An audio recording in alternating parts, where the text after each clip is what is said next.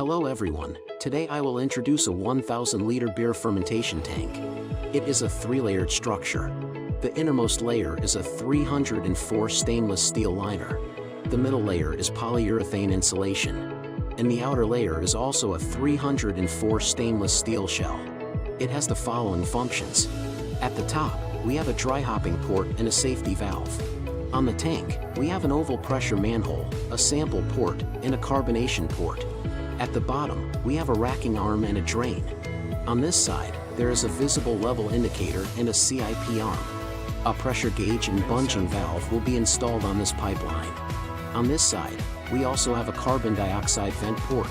This 1000-liter fermenter is mainly used to support 500-liter or 1000-liter brewhouse, which is for larger craft beer brewpubs or restaurants, and is also used in small craft breweries. We offer every size of fermenters and accept customization. Thanks for watching.